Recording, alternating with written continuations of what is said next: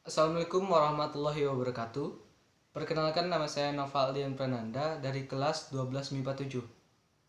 Baik, kali ini saya akan menjelaskan sedikit dari yang saya ketahui dari sel elektrolisis. Secara umum, sel elektrolisis adalah sel elektrokimia di mana arus listrik di sini digunakan untuk menjalankan reaksi redoks secara tidak spontan. Dan juga reaksi ini dapat diartikan atau didefinisikan sebagai reaksi yang menguraikan zat dengan bantuan arus listrik atau energi listrik.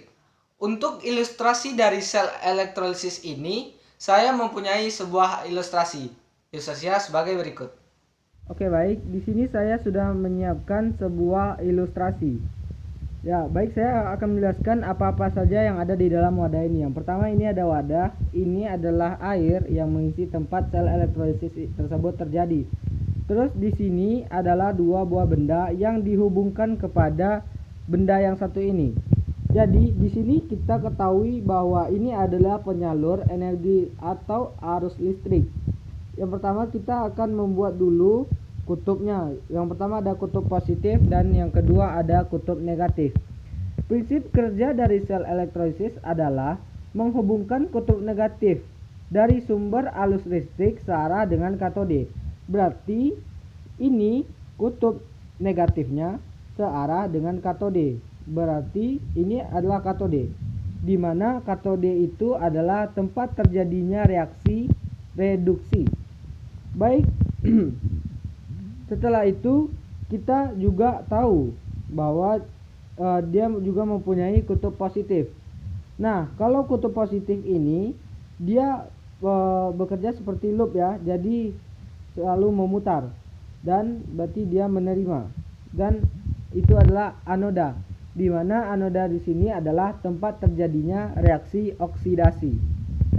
Nah, berdasarkan ilustrasi yang sudah saya berikan tadi, teman-teman sudah lihat bahwa di sel elektrolisis ada dua kutub yang bekerja, yaitu kutub positif dan kutub negatif, di mana kutub positifnya itu bekerja kepada anoda dan kutub negatifnya itu bekerja kepada katoda. Nah, selain dari ilustrasi tersebut, saya juga mempunyai contoh soal. Nah, contoh soalnya sebagai berikut. Baik, ini adalah contoh soal yang saya berikan. Saya akan menjelaskannya sesuai dengan apa yang saya bisa. Baik, soalnya adalah elektrolisis larutan CuSO4 dengan elektroda tembaga. Baik, di sini kita tahu ada 3 senyawa yang masuk ke dalamnya, yaitu ada Cu, S, dan O4. Di sini kita ketahui bahwa Cu tidak termasuk logam aktif, sehingga kation dari Cu2+ akan tereduksi dengan atau di katode. Oleh karena itu, Cu tidak termasuk elektroda inert, maka anode Cu akan